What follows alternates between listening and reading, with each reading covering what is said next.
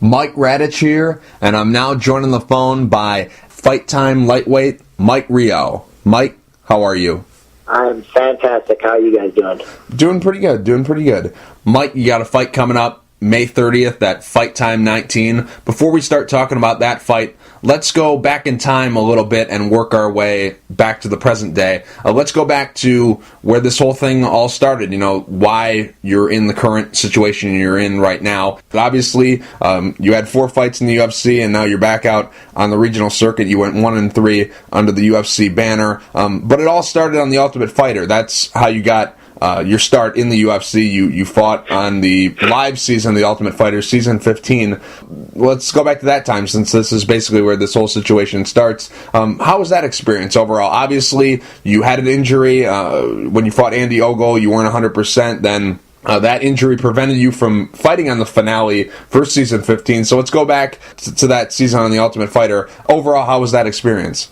Well, the Ultimate Fighter experience was very weird. Mm-hmm. Like, I've never experienced anything like that before. I mean, I've been out of away from home. I've done college. I've been on my own all the time. But there's always a way to connect with somebody and contact somebody and call somebody that I love, who I can always call, I can talk to, and bare my heart to and stuff like that. In the house, we're surrounded by people who, other fighters, all they're going to do, whether they're on your same team or not, all they're going to do is they're going to fight you, or they're planning on fighting you eventually. So you can only build certain ties to a certain amount, because who knows, you might just end up fighting the guy that you just became besties with. You know what I mean? Mm-hmm. Right.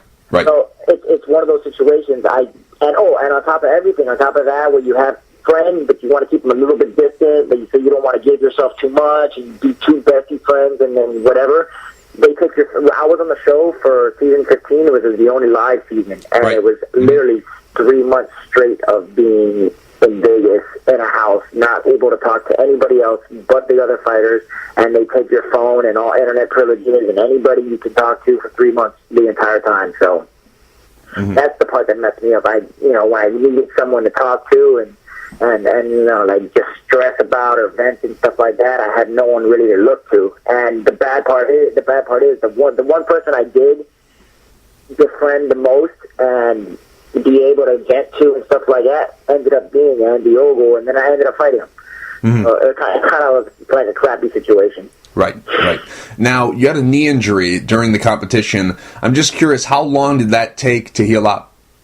Oh, the knee injury stayed with me till after the show, definitely. Right. Because on the show, there was no let me sit out and just relax and just let it heal. I continuously trained. Well, I continuously trained to the best of my ability without having to put any stress on my knee.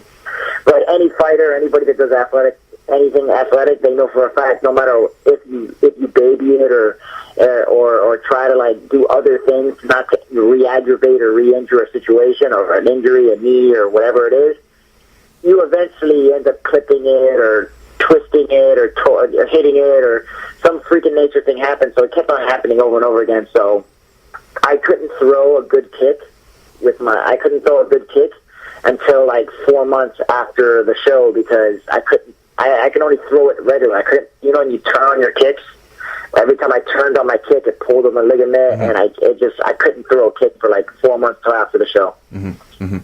Not to make an excuse or give you an excuse, but how much did that injury factor in the outcome of the Ogle fight? In the Ogle fight, truthfully, the only time I really felt the injury in the Ogle fight, because I did try to baby it as much as possible, and I tried to stick within a certain game plan so I didn't hurt my knee. One of the only times it hurt when I was on top of him. I think it was in the middle of the cage, where either I was in his guard or I had his back. I forgot what it was, but when you part tear, let's say you're in the guy's guard, and your toes are digging into the mat, but then your toes start to face outward because you're on your hands and knees. Right. Once my toes started to face outward, that was pulling on my knee, and that's pretty much the only time I really felt it. I was I can't stay here, so I had to move position because it was tearing my knee apart just with my toe facing outwards. Okay, I see. Now, I'm just curious, what's the best part about being in the house? best part about being in the house is you get the notoriety and everybody knowing who you are in 3 months instead of going into the UFC and waiting 5 years to get the fan base that you get 3 months. I mean, that's what I tell all my fighters, all the guys. I'm like, they're like, oh, I want to get into the UFC the hard way without going into the show. I was like, yeah, that's smart. I mean, it's good to go into the show, but my best advice to you is do the show, make the show, and it'll be great for you because it's good publicity. It gets your name out there, it gets your face out there, and 3 months you'll be as famous as you would be fighting for the UFC in like 5 years. Mm-hmm. Mm-hmm. So it's a good business move. It's a good business move as a fighter, you want to put your name out there. Mm-hmm. It's nice to hear that because there's so many people out there who are down on the show. You know, it's getting stale. You know, they should change the concept up, but it's still the best proven way to make it into the UFC. Like the guys who are on the show right now, they're doing media, and we don't even know the outcome of the show yet. These guys are getting a ton of exposure, and we don't even know how well they're doing. So it's nice to hear that. You know, go ahead. Don't get me wrong. A lot of people are like they want to do it the right way, the hard way. Right. But you know what? The show is a fantastic way to do it. I mean, anybody that's been on the show, it's like I know what they went through. Mm-hmm. No music, no phone, no talking to anybody. You know, you have to go and have some type of cojones to go in there and stay in there and duke it out and fight and train and not being able to contact anybody. A lot of them. I mean, I was kind of easy for me in the sense that I didn't have a girlfriend, I don't have any children, I don't have a wife, you know what I mean? So I was just focused on what I had to do at the moment. There's a lot of guys that go into the show that have sick family or kids at home or a wife at home with kids, and you know, and they have a lot of stuff to stress about, you know what I mean? Mm-hmm. Like one of my good friends, Jeremy Larson, he had family at home, and all he could think about was his family every single day and day in, day out. By the time he woke up, his family. So the time he went to bed, his family. And he had to stay on the show and bust his ass to get that stuff done and do it all for his family. You know, he was super stressed the entire time, just worried about how his family was doing, and he wasn't even allowed to talk to them. Mm-hmm, mm-hmm. Now, like you just mentioned, those guys who are on the show with families, they're sacrificing, seeing their family, seeing their wife, seeing their kids to pursue this dream. What do you think you were sacrificing being in that house? Was there anything that came to mind? Sacrificing? No. I mean, no. Like I said, I didn't have any ties. Right. I didn't have a girlfriend. I didn't have a girlfriend at the time. I don't have any kids. I never had a wife. You know what I mean? I was in one of those nomad situations where I can pick up right now and move to Spain, move to Britain, move here, move there, anytime I want because I have nothing tying me down to where I'm at right now. I made sure when I was like no girlfriend. I knew for a fact I was going into the show at least to fight for the show. Mm-hmm. So I avoided any type of relationships or anything like that. So I had 100% focus on the show and being there, not, oh my God, I wonder if my girl's cheating on me and blah blah blah, and this, that, and the other. You know what I mean? I didn't want that stress. Right.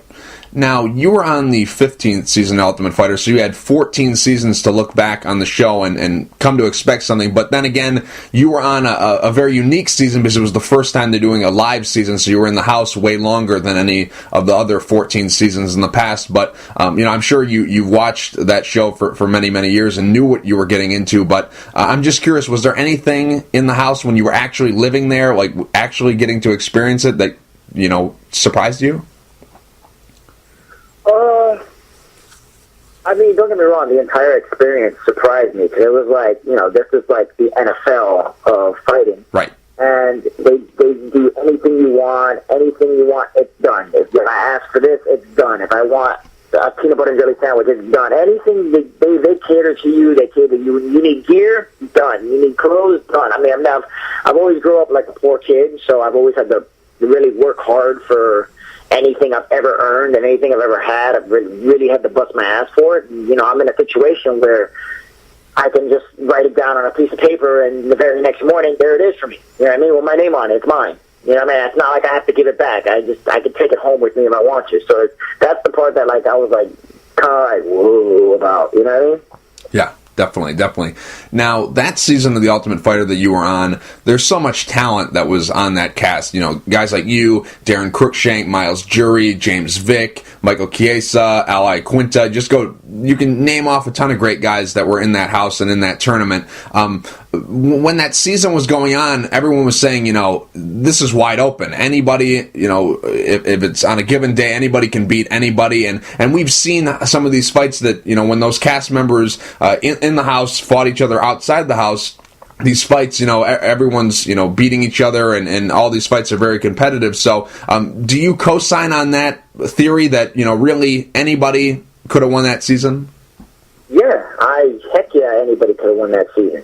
There was so much talent on my season, it's ridiculous, first off. Second off, the mental strain that show puts on you by not allowing you to speak to anybody and that kind of stuff, it's like the biggest monkey wrench you could possibly think. Everybody thinks, like when I talk to people, everybody thinks that, I could have done it, I could do that. It's not a big problem. And you know what? I've traveled all over the United States, wrestling all over the United States, gone from team to team, literally been on my own since I've been 18. Mm-hmm. Because at Florida wrestling, I had to leave Florida. I've been on my own since I was 18, so I was like, this is going to be a cakewalk for me because I'm used to being on my own. But the fact of the matter is they take your phone away from you for so long. They cut you off from anybody outside in reality. They cut you off. No contact, no nothing. And that's what puts the strain on you. That's what makes you go nuts. Mm-hmm. And that's why anything can happen because you'll have the best fighter in the house and he'll be so stressed over something that's probably not even happening but the only reason he's stressed about it is because he hasn't spoken to his daughter, his son, his grandmother that's sick, his mother, or anything in that situation where he's stressing about things that he shouldn't be stressing about. Mm-hmm. But that's what the show's for. That's what the show's for. It's to make fighters realize that they really want to do this for a living. You sacrifice and sacrifice and sacrifice to really want to do this for a living. Not just like, I want to be on the show, Mr. TV Man, you know what I mean? Right.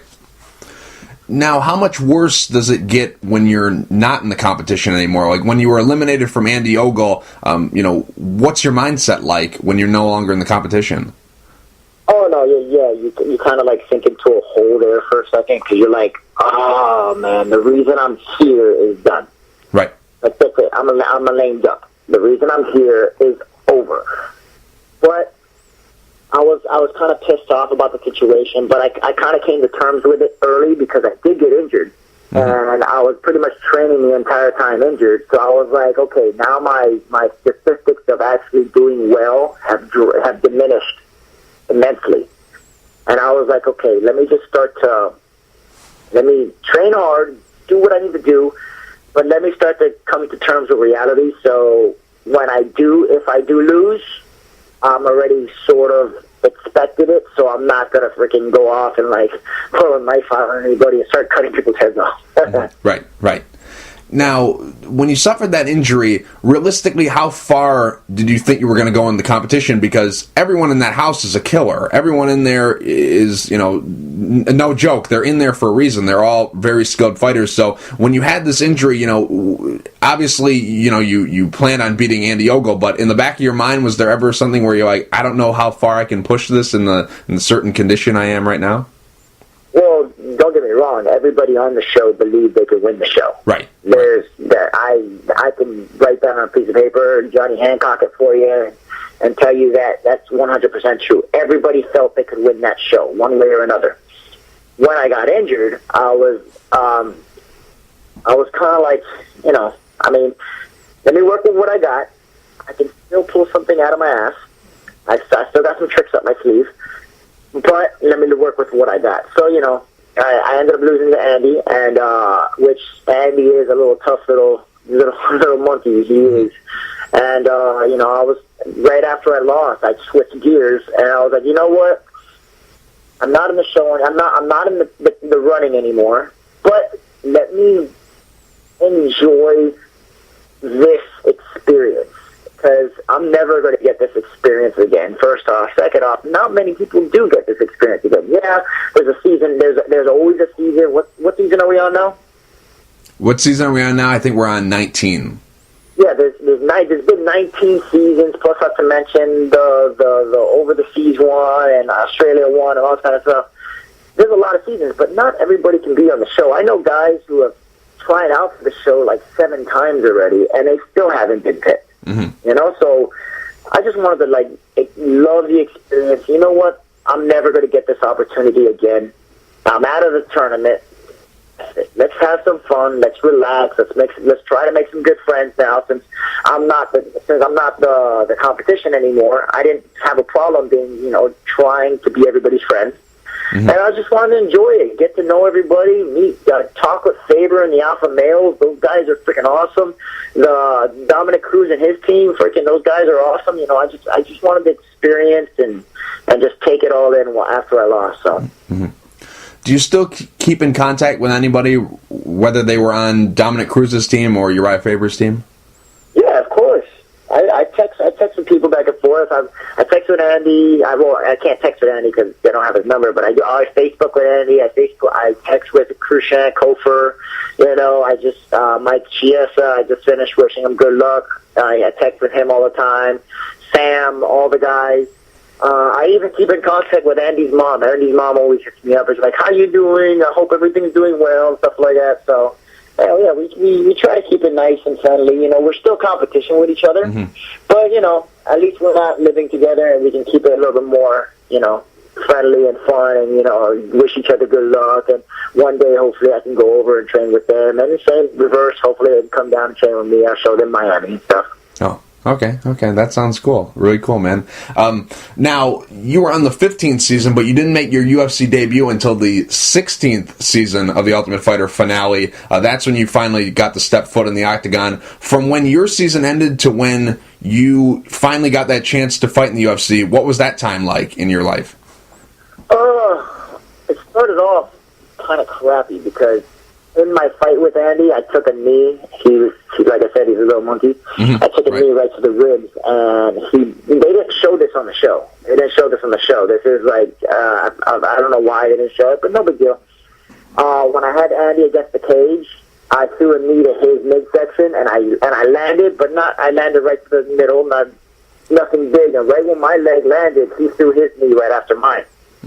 Hit me right in my right side rib cage. And I felt it, but it wasn't a big situation. I kept on fighting. Yeah, I was kind of like uncomfortable, but whatever. And this and the other, and then I ended up losing to Andy, and no big deal. And I was like, okay, man, my ribs kind of like, oh, you got a good knee, and good. I ended up finding out 3-4 days later when I got to the doctor, told him my ribs were kind of messed up. He told me my ribs weren't just broken; they were really broken, like snapped in half, broken.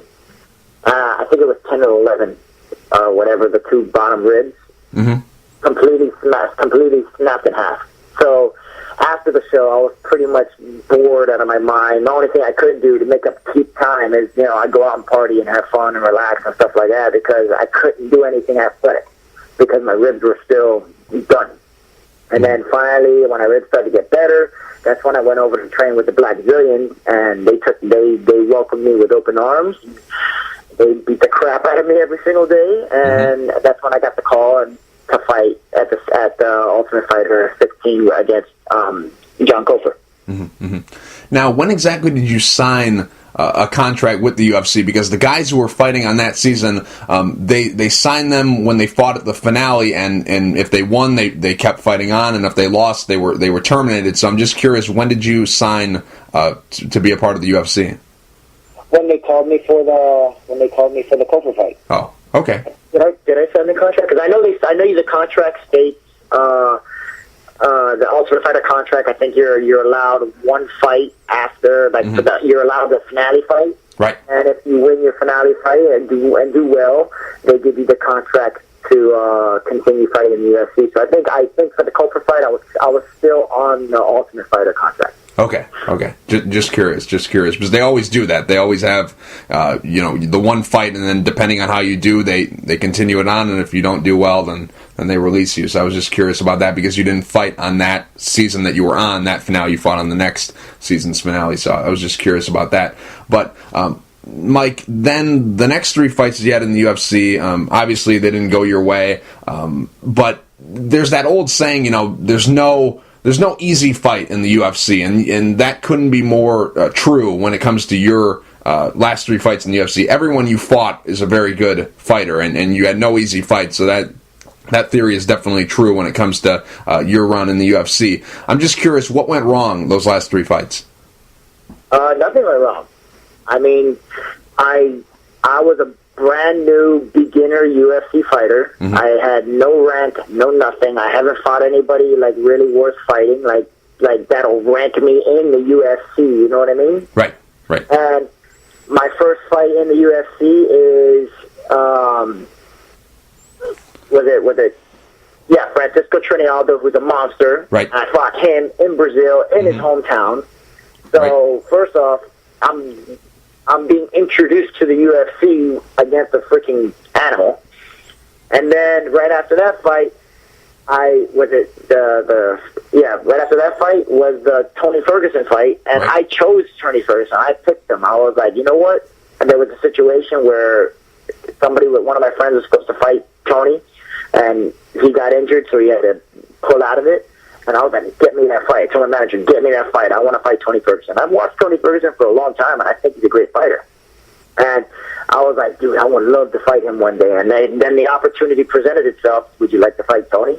Heck yeah. I jumped on that in a heartbeat. I was like, get me that fight.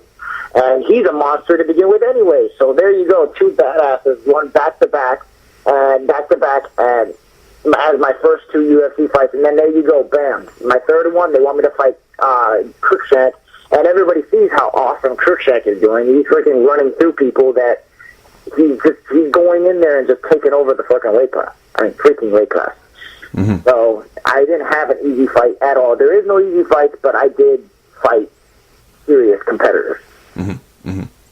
Now, like you said, there's no easy fights in the UFC. Do you think that it was too much, too soon for you, too big, too much of a step up in competition from when you fought Kofor to the next fight? Was it too big of a step? No, I'm anybody that knows me, anybody that's been around me for any period of time, anybody that's known me since I was a kid, anybody who's known me since through wrestling. I'm the guy who wants to challenge himself. I'm the guy who chases the guy who everybody wants to be. Mm-hmm. I want to be that guy with the bullseye on my back. Mm-hmm. I've always been that guy. Everybody in high school that was the guy, I'd jump up weight classes, jump down weight classes, do whatever I had to do to meet that person so I could beat that person. So now I'm the guy to beat. Same thing I did in college.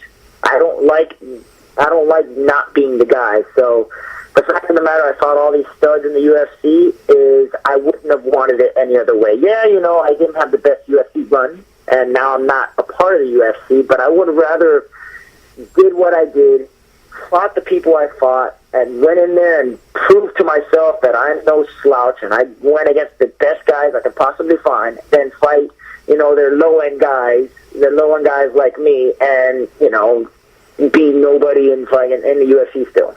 Mm-hmm. Mm-hmm. I went after it. I lived the dream. I went after the dream. The three tough dudes, I went after them. Those are the dream. I went after them. Not, let me get an easy fight. Dana, is your grandmother available to fight? All right. Right. I went after the guys I needed to go after to make a name for myself, and I'm proud of what I did. I'm proud of the way it went, and if I could do it all over again, I would 100% do it all over again. Mm-hmm. Now, what's the main thing that you take away from this run in the UFC? When you went back after they released you and you went back to the gym, what are some things that you and your coaches said, okay, you know what, we need to change this about what we're doing. We need to add this, or we need to improve this. What were some improvements that your coaches or yourself, said, if I want to, get back on the winning track and eventually make it back to the UFC, this needs to change. Anything come to mind? Yeah, I've always been Mr. Don't get me wrong, I eat terrible. I got the worst diet in the world. If you watch The Ultimate Fighter 50, you know for a fact I have the worst diet in the world. But I do train hard. I do my strength conditioning. I do all that kind of stuff. And I always try to be stronger, bigger, stronger, faster, more explosive than my opponent. Because, I've grown up with that with wrestling, try to be bigger, faster, and stronger.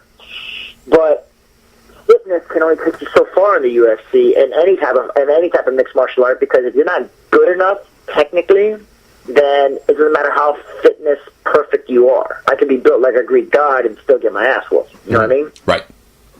So we switched gears. Instead of me being focused on making sure I'm stronger and benching more and, sprinting faster and all that kind of stuff, I kind of laid off the strength and conditioning more and focused more on trying to actually get better.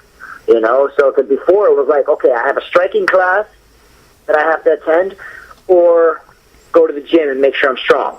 All right, let me just lay off the striking class because I want to make sure I'm strong and I can outmuscle my opponent. No, from now on, we're changing it up. Strength and conditioning is laying off a little bit more, and focusing on the striking, focusing on the jits, focusing on the judo, focusing on the wrestling, trying to get technically a better fighter. So. Now, when you got released from the UFC, who gave you the news? Was it your manager? Was it Joe Silva? How did you find out?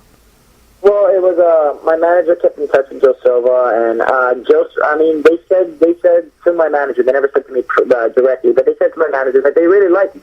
They like my personality. They like how much of a go-getter I am, and they would love to keep me on because they see that that I'm good for the sport. I'm not one of these guys who goes off and does stupid stuff and then posts it all on Instagram and curses everybody out and gets DUIs and all this kind of stuff, and just bad publicity for the sport. I never badmouth my opponent. Everything stays respectful. I'm always nice. I try to speak as intelligently as possible, not like, yo, hey, what's up? I'm gonna kick his ass. You know what I'm saying? You know what I mean? I try my best to be the way I need to be for people to look up to. Like if I had a kid right now, I would love for my kid to look up to me. That's what I'm trying to build myself to be. And they said just put together an impressive win streak, and we'll bring you back. So hopefully I put together what they want to see, and of course when they feel it's time that I'm ready, hopefully they give me a second chance, and I'll go in there and I'll wreck house. Now, when you got that release, how long do you, feel sad, feel down on yourself? How long do you, let the release sink in and all that stuff about no longer being a part of the UFC? Like, how long does it take for you to get back on the horse? Like, okay, well, I'm not a part of the organization, but I can still continue to fight on. Like, is there any downtime where you're like, I have to, think about, do I keep doing this? What are my options? How long does that time last when you get that release? Of course, it definitely happens. I mean, I knew I was going to get released, but to the point I actually got released, where it's official, I was like, right when I got the official release, I was my heart kind of sank into my gut, and I was kind of like, ugh. And then, of course, all those things came to mind, like, do I really want to do this? Do I really want to continue this lifestyle where I get punched in the face every single day, and, the money's not going to be good now, and all this kind of stuff, all that went through my mind. But then I thought about it, and I was like, I've literally been athletic my entire life. I've competed my entire life, and I'm not good at anything else. I don't know anything else. I've never done anything else. This is the only thing I can do. Only thing I'm actually good at besides being athletic and doing that is coaching. But I have to take advantage of the fact that I'm still physically able to continue this sport. And then I can always coach after, let's say I get a bad injury or I just get too old and I just can't do it anymore. And eventually I will phase into doing coaching and trying to build up the next stock of fighters. But right now I gotta take advantage of the fact that I'm still healthy, I'm still being able to do this, and I can still fight with all the young guys. So just run with it as long as I possibly can until the point where, time takes over and I become the next teacher that helps people get along. I'm glad you said what you said because I always like the question of, who's more dangerous? Is it the guy who fights because he has to fight, or is it the guy who fights because he wants to fight? Like, who's more dangerous? The guy who's forced into fighting because, it's the only thing he's good at, or who's the guy, like, he has other options, but he really wants it bad? Like, I could be doing something else, but I really love fighting, so I'm going to do that. Who's more dangerous? The guy who has to fight or the guy who wants to fight? Both of them. It depends on where the person's heart is. The guy who wants to fight, his heart's in himself, his heart's in the sport, and he trains his ass off to be the best and to take that belt and to beat everybody that needs to beat. The person who has to fight has his heart in his family and situations to where his family needs to be fed, or somebody's sick in the family and needs to pay the doctor bills, and that person has his heart over there, so he trains his ass off to make sure his family or whatever situation he has is stable and ready to go. So he puts himself through hell so they can live in heaven. Mm-hmm. You understand? Right. So it just depends on how bad you want it. It's how bad do you want it? Do you want to be the best, or you want to make sure your kids get raised well? Mm-hmm. Mm-hmm. Perfect answer. I totally agree with you both. You know, it just depends on who the guy is. Really, it depends on what's inside, what's in your ticker. So, perfect answer. Perfect. This is the best example. Colton Smith, mm-hmm. in the military. Yep. Got everything taken care of him for himself. His family's taken care of. I mean, his family's taken care of. Money's no problem. He has a great job. You know, he doesn't need to be fighting. He doesn't need it. But he's the guy that wants it. Mm-hmm. That's why he's dangerous, because he wants it so bad. Mm-hmm. So you can never rule a guy like that out. Yep. Perfect answer and perfect example. So, yep, definitely. Now, Mike, you got a fight coming up May 30th, Fight Time 19. I'm just curious, why did you decide to sign with Fight Time? Is it just because their local show, they got a great product? Howard Davis Jr. runs a great show. Was it more of that, or was it something that maybe Wagner Rocha? He was a guy who was released from the UFC. Fight Time was able to rebuild him, and now he's back in the UFC. Was it something where you saw that, like, hey, they got a pretty good track record of getting guys back into the big show, or was it just the location of it? What was the reason for signing with Fight Time? Oh, there was a bunch. I mean, I've always, remember I said, I'm born and raised in Miami, and I've been to a lot of the Fight Time shows before I was in the UFC and during I was in the UFC. I've always been to the Fight Time shows, and they always treat me well. Plus, not to mention, their shows are they're very well done. I mean, the fans there are true fans. Those people, the fans there love watching fights. They love being at fights, and the same fans every single time. The only time they adjust a little bit, depending on which fighter is there, then they adjust a little bit. But they're all hardcore fans. That's what I love about it. Mm-hmm. I love the fact that I haven't fought at home in 4 years. I mean, I would love to fight at home. I mean, when I had the opportunity to fight at home, I actually seriously sat there and contemplated it. I was like, listen, I can always fight in Memphis or fight in Oregon or fight here, fight there, but there's nothing like fighting in your hometown with your own fans and and everybody's screaming your name. It's an experience like no other. Not to mention, I've trained with Wagner, and I asked Wagner, I was like, when the whole Fight Time situation started to get into the talks, I was like, so what do you think about Fight Time? And he's like, bro, I love Fight Time. They take care of me. The fans are great. They do anything I need for them to do. I mean, if he asks for this, they make sure it's done for him. If he wants one fight deal, they make sure it's done for him. And they know that Wagner's loyal, and Wagner knows that they're loyal. And Wagner gave me the thumbs up. They're like, dude, Fight Time's a good choice. So if you decide to go there, I'm giving you the stamp of approval. Mm-hmm. So after all of that put together, I was like, you know what? Let's go for Fight Time. I've always wanted to fight in front of the fans here, and Fight Time's a great place to do it because the fight fans for Fight Time are phenomenal. They're phenomenal. Mm-hmm. They don't have that many shows. They don't, their show frequency isn't that high, but they keep a small roster, so you're still in the rotation every time. You get the same amount of fights that you would, anywhere else because, they don't have the shows that, the UFC or any of these other big shows are running, but they keep the small roster, so it's the same guys every time. Yeah, their shows might be 3 or 4 months apart, but you're going to be on that next one because the small roster. So I'm just curious, do you have a multiple fight deal with them? No, right now they said they work with me. So now I'm on a 1-fight deal. Mm-hmm. But they said to me again, hey, if this fight goes well and you like everything you see, you're more than welcome to come and fight for us again. Just all you got to do is give us a heads up, and we'll start to look for you. We'll start to look for a fight for you. And I was like, great, that's exactly what I'm looking for. So like I said, Fight Time has their contracts, and they do their contracts a certain way. But, there are some fighters that they can bend the rules with a little bit, and fortunately, I'm one of the fighters that they want, like Carla and Howard always wanted me on their show. Mm-hmm. and I've always kind of wanted to fight for them secretly. I've always kind of wanted to fight for them, so I was like, you know what, let's make a deal. And they were like, I'm down to make a deal, and they gave me a 1-fight deal, and they said I can, if I love it and I like it, I can come back and fight for them as many times as I want. Mm-hmm. Just curious, training-wise, are you still training with the same group of guys? Yes. Mm-hmm. The same group of guys. My guys are phenomenal. First off, I have Zen Jiu-Jitsu with my Zen Death Squad, Rico Coco, and those guys are just getting better and better and better and better, and makes me better and better and better. Not to mention, I've been training with ATT Kendall, with Alexis Villa, Yoel Romero, and those guys. Everybody over there is a monster. Like, those are the type of guys where they're trying to, like, whoop your ass every single day. So you got to put your hands up and be ready there.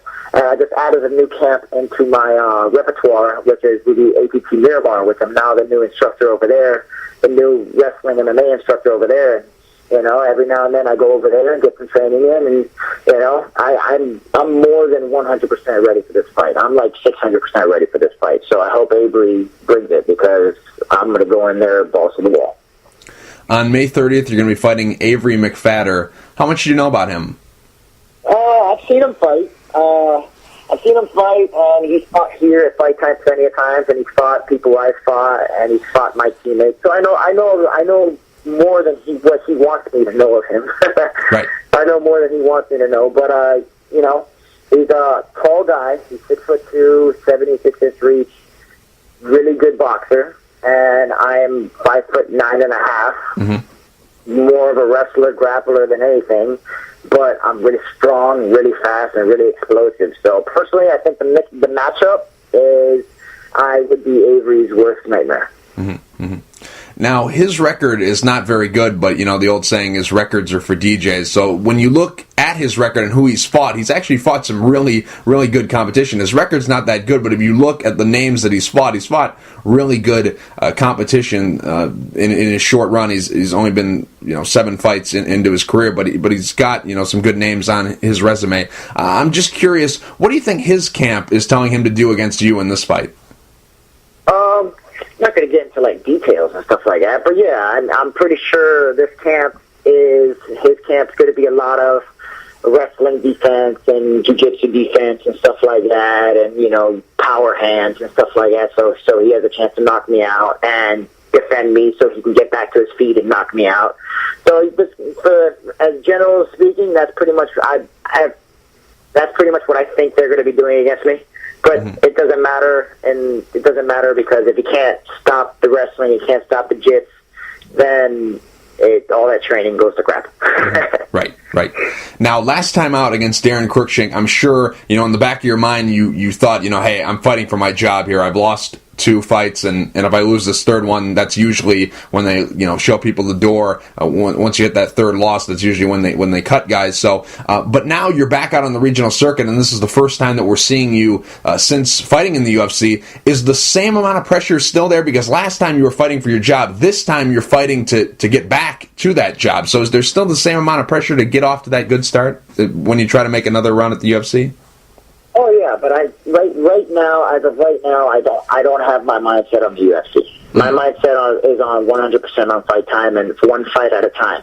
Yeah, the future, let's say 3 fights from now, 4 fights from now, then I got to start thinking, hold on, now I got to adjust my junk right so I can aim 100% towards the UFC. But right now, it's 100% Fight Time, and I'm going to go in there and put on a show for everybody. I'm going to try my best to put on a show for everybody, and one fight at a time. Mm-hmm. Now that you're back out on the regional circuit, and this is the first time that we're going to see you back in action, is there anything that you're looking to prove, anything that you're looking to showcase in this fight? Only thing that's been on my mind every single day when I train, when I run, when I do strength and conditioning, when I'm doing anything is two words: redemption time. Mm-hmm. So when I get tired, I say those 2 words to myself. When I get lazy, I say those 2 words to myself. When I don't want to wake up, I say those 2 words to myself. So I make sure I get up and prove to myself it's redemption time. I'm going to go in there and do what I have to do to get my name back. Mm-hmm. Earlier you touched on that it's been a long time since you've been able to fight in your hometown and in your home state of Florida. I'm just curious, how many tickets have you sold and how many people will be coming to the event to support you? Hopefully, I mean, obviously you're hoping that the entire venue is cheering for you, but who have you personally invited and how many tickets have you sold? Oh, I've sold a buttload of tickets. I don't really know how many actual number is, but I've sold a buttload of tickets, and I can guarantee that building's going to be sold out. Mm-hmm. I'm going to guarantee that building's sold out because I'm telling everybody that I know, I'm putting on a show. I'm telling you right now, I'm going to put on a show. This is a fight you're not going to want to miss. You are not going to want to miss. First of all, it's a great card all the way up, and last and definitely not least is I'm going to go in there and freaking wreck house. So you're not going to want to miss it at all. Mm-hmm.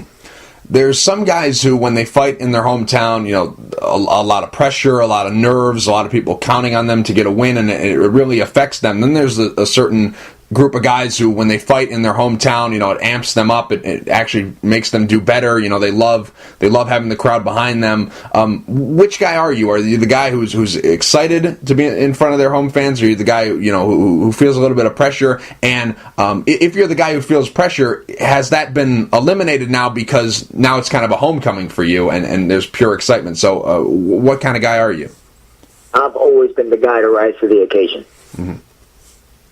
So, that's it. I rise to the occasion. People want me to do this, I go in there and do it. And the fact of the matter, I'm fighting at home, in my hometown, against my hometown, with my hometown fans, I'm going to come in there and rise to the occasion. Like I said, redemption time. Mm-hmm. Mm-hmm. Now, Mike, last question before I let you go. Your nickname. You got your nickname, the Wolverine, because of your resemblance to Hugh Jackman, who played Wolverine in those movies, those X-Men movies. But I've always kind of had a nickname for you, and maybe you'll be mad at me and maybe you won't, but I always called you Mini Arlovsky because you look like Andrei Arlovsky circa 2004, 2005 when he was the heavyweight champion. So I'm just curious, has anyone ever said, you kind of look like Arlovsky?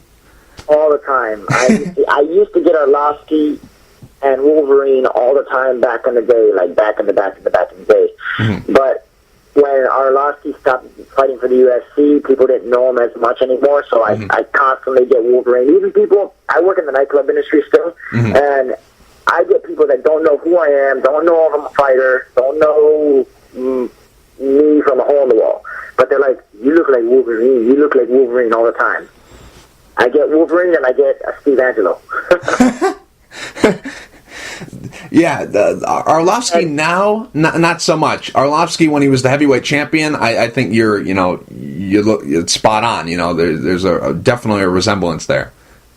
I get Wolverine, Hugh Jackman, Steve Angelo, and still to this day, Sam Cecilia calls me D'Artagnan. Really? That's hilarious. Oh, and when my hair gets really long, people start to calling me Jesus. So I started I avoided getting really long because I don't want to be called Jesus. You're a man of 12,000 nicknames. That No, right? Yeah, that's crazy. If they listed off all your nicknames, there wouldn't be any time for the fights. That's crazy. That's great. Well, Mike, real quick before I let you go, do you have any sponsors you'd like to thank, and is there anything you'd like to say to the fans? Oh, wow. Sponsors, I actually don't have the list in front of me. I know I got a bunch of new sponsors this fight, and I know Rev Gear, Advocare, stuff like that.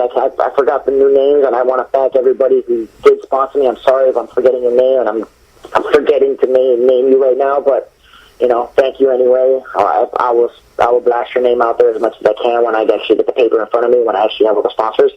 My fans, thank you for always having my back. Thank you for supporting me, even though I don't fight for the UFC anymore, and I'm in the road to building myself back up again. And just I would love to see everybody at the fights coming up. And if you're out of town, hopefully you're on the internet and watching, because I'm gonna try to put on a show for everybody, and thank everybody for always supporting me and everything I've always done. Mike, thank you for taking the time to talk. I really appreciate it. Good luck May 30th at Fight Time 19 against Avery McFadder. Thanks for having me on.